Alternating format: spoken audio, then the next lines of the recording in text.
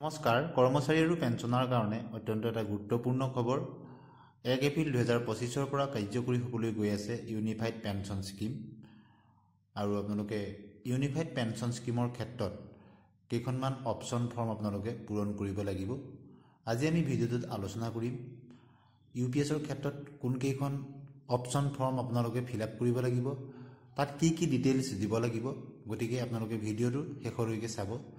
আৰু আপোনালোকে নিশ্চয় জানে OPS বা পুৰণি পেঞ্চন স্কিম আটাইতকৈ সৰ্বোৎকৃষ্ট, কিন্তু সময়ৰ লগত সলনি হৈ গৈ থাকে। গতিকে কেন্দ্ৰীয় চৰকাৰে প্ৰৱৰ্তন কৰা ইউপিএছৰ ক্ষেত্ৰত কোন কেইখন অপচন ফৰ্ম পূৰণ কৰিব লাগিব আপোনালোকে স্ক্ৰীনত নিশ্চয় দেখিছে। UPS option form A for new recruits in CG on or after 1 April 2025, অৰ্থাৎ 2025 চনৰ 1 এপ্ৰিলৰ পিছত যিসকলে নতুনকৈ নিযুক্তি হ'ব চৰকাৰী কৰ্মচাৰী, তেওঁলোকৰ ক্ষেত্ৰত ফৰ্ম এ তেওঁলোকে ফিল আপ কৰিব লাগিব। ইউপিএছৰ অপচন ফৰ্ম A2 কোনসকলৰ কাৰণে? For existing central government employees who are covered or are entitled on to national pension system, অৰ্থাৎ যিসকল চৰকাৰী কৰ্মচাৰী কেন্দ্ৰীয় চৰকাৰৰ তেওঁলোকে ইতিমধ্যে NPSৰ অধীনত তেওঁলোক কৰ্মৰত হৈ আছে, তেওঁলোকৰ ক্ষেত্ৰত ফৰ্ম A2 তেওঁলোকে ফিল আপ কৰিব লাগিব। এতিয়া আহিছোঁ আমি ফৰ্ম B1ৰ ক্ষেত্ৰত। For the eligible central government employees who have superannuated or retired on or before 31 March 2025, অৰ্থাৎ যিসকল চেণ্ট্ৰেল গভৰ্ণমেণ্টৰ কৰ্মচাৰীয়ে 31 মাৰ্চ 2025ৰ আগতে তেওঁলোক অৱসৰ গ্ৰহণ কৰিলে, তেওঁলোকে ফৰ্ম B2 ফিল আপ কৰিব লাগিব। আৰু তেওঁলোকে ইতিমধ্যে NPSৰ অধীনত পেঞ্চন লাভ কৰি আছে, তেওঁলোক যদি UPSলৈ যাব বিচাৰে তেতিয়া B1 ফৰ্মখন তেওঁলোকে ফিল আপ কৰিব লাগিব। ফৰ্ম B2 হ'ল কেছ অফ ডিকিজ central government employees who was covered under NPS and was eligible to avail benefits under UPS। আৰু ফৰ্ম B2 হ'ল সেইসকল ৰিটায়াৰ্ড কৰ্মচাৰীৰ ক্ষেত্ৰত যিসকলে তেওঁলোকে NPSৰ অধীনত তেওঁলোকে পেঞ্চন লাভ কৰিছিল আৰু তেওঁলোক ইতিমধ্যে এক্সপায়াৰী হৈ গ'ল, অৰ্থাৎ তেওঁলোক ঢুকালে, তেওঁলোকৰ পৰিয়ালে NPSৰ পৰা সেইখিনি পাইছে আৰু তেওঁলোকৰ যদি এলিজিবিলিটি থাকে, তেওঁলোকৰ ফেমিলি পেঞ্চন যদি UPSৰ অধীনত ল'ব বিচাৰে, তেতিয়াহ'লে তেওঁলোকে ফৰ্ম B2 ফিল আপ কৰিব লাগিব। গতিকে হ'ল UPSৰ ক্ষেত্ৰত এই 4টা অপচন ফৰ্ম আহিব। আমি ভিডিঅ'টো আপোনালোকে স্কিপ নকৰাকৈ শেষলৈকে চাব। প্ৰতিখন ফৰ্ম কেনেদৰে ফিল আপ কৰিব লাগিব, কিখিনি কৰিব লাগিব ডিটেইলছত আমি আলোচনা কৰিম। ইতিমধ্যে বিভাগীয়ভাৱে আপোনালোকক নিশ্চয় অৱগত কৰিব। ইয়াৰ এটা ড্ৰাফ্ট কপি প্ৰকাশ হৈছে, সেই ড্ৰাফ্ট অনুযায়ী আপোনালোকক অপচনখিনিহে আমি ইয়াত আলোচনা কৰিম। আৰু যেতিয়া আপোনালোকে এই অপচন ফৰ্ম ফিল আপ কৰিব লাগিব, আপোনালোকৰ ডিপাৰ্টমেণ্টৰ ফালৰ পৰা বা চৰকাৰৰ ফালৰ পৰা আপোনালোকক ইতিমধ্যে অৱগত কৰিব। কিন্তু তাৰ আগতেই যিখন ড্ৰাফ্ট ফৰ্ম, সেই ড্ৰাফ্ট ফৰ্মখনৰ পৰা আমি এই অপচনসমূহ আপোনালোকৰ আগত আলোচনা কৰিম, কোনটো অপচনত কেনেদৰে ফিল আপ কৰিব লাগিব। প্ৰথমতে আমি আলোচনা কৰিম ফৰ্ম এ। আপোনালোকে নিশ্চয় দেখিছে ফৰ্ম এ চিডিউল 1ত আছে pension fund regulatory and development অথৰিটিৰ ফালৰ পৰা দিছে unified pension scheme regulation 2025 form A. আৰু এই অপচন ফৰ্মখন কাৰ ক্ষেত্ৰত এভেইলেবল হ'ব? Benefits of national pension system NPS or unified pension scheme for government employees joining service on or after 1/4/2025, 1 April 2025 বা তাত পিছত যিসকলে চাকৰিত তেওঁলোকে অংশগ্ৰহণ কৰিব, তেওঁলোকৰ ক্ষেত্ৰত তেওঁলোকে অপচন ফৰ্ম এইখন A1খন ফিল আপ কৰিব লাগিব। গতিকে তাৰ যিটো কপি কিখিনি ফিল আপ কৰিব লাগিব, আপোনালোকৰ ডিটেইলছ তাত দিব লাগিব। আপোনালোকে নিশ্চয় দেখিছে, সেই ডিটেইলছখিনি দি পেলাই তলত আপোনালোকে signature of the government employee or subscriber কৰিব লাগিব। আপোনালোকৰ নাম, designation, office in which employed সেইখিনি দিব লাগিব। আৰু তললৈ আপোনালোকে নিশ্চয় দেখিছে to be fill by the head of the office, অৰ্থাৎ আপোনালোকৰ DDO বা হেড অফ দি অফিচে এইটো ফিল আপ কৰিব লাগিব। আপোনাৰ নতুনকৈ যিসকল 1 এপ্ৰিল 2025 বা তাৰ পিছত যিসকল নিযুক্তিপ্ৰাপ্ত, তেওঁলোকৰ ক্ষেত্ৰত এই অপচন ফৰ্মখন তেওঁলোকে ফিল আপ কৰিব লাগিব।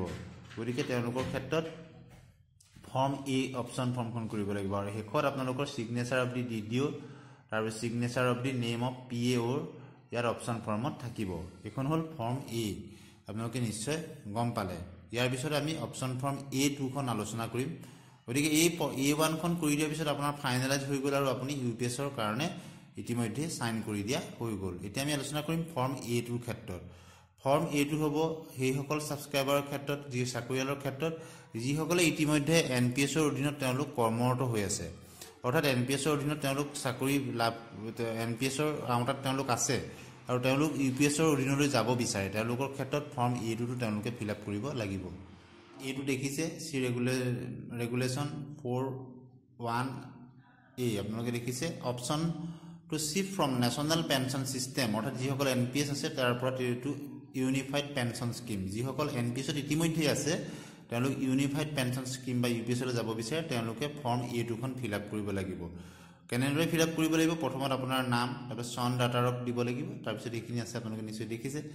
আৰু ইয়াত তলত অলপ ডাৰ্ক কৰি দিয়া লাইনটো লিখিছে যে I read and completely understood the details of the UPS prior exercising my option further I declare that the option exercise above is the final and binding on me, অৰ্থাৎ ফাইনেলাইজ হৈ যাব আৰু আপুনি এনপিএছত আছে আপুনি ফাইনেলাইজ হৈ ইউপিএছলৈ যাব। And লিখা আছে I hereby provided my consent to continue my existing NPS account with minimum balance of rupees আপোনালোকে দিছে। তাৰপিছত প্ৰাণ নাম্বাৰটো আপোনাৰ যিটো প্ৰাণ নাম্বাৰ তাত দিব লাগিব আৰু শেষত আপোনালোকে signature of the government employee or subscriber, name, designation, office in which employed, mobile number, place and date এই সকলোখিনি তাত অন্তৰ্ভুক্ত কৰি দিব লাগিব।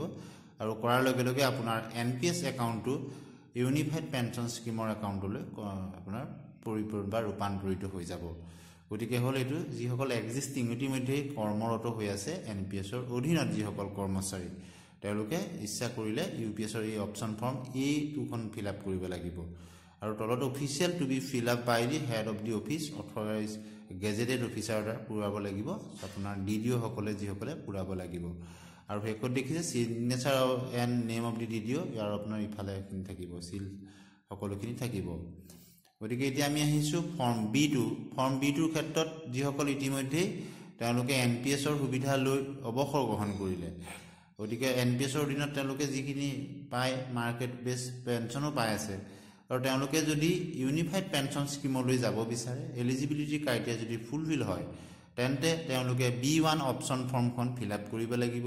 ইয়াত জইণ্ট ফটোগ্ৰাফ দিব লাগিব, আপোনালোকে নিশ্চয় দেখিছে, আৰু এইখিনি অপশ্যন পূৰাব লাগিব।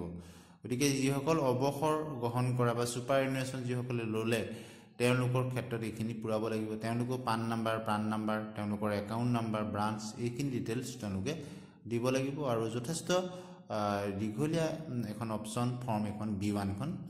গতিকে যিসকলে অৱসৰ গ্ৰহণ কৰিলে এনপিএছৰ অধীনতে, এনপিএছৰ অধীনত তেওঁলোকে এতিয়া তেওঁলোকে এনপিএছৰ যি আওতাত যিখিনি পেঞ্চন পায় তেওঁলোক যদি এলিজিবল হয় তেওঁলোকে এই ফৰ্মখন ফিল আপ কৰিব লাগিব ইউপিএছলৈ যদি তেওঁলোক কনভাৰ্ট হ'ব বিচাৰে।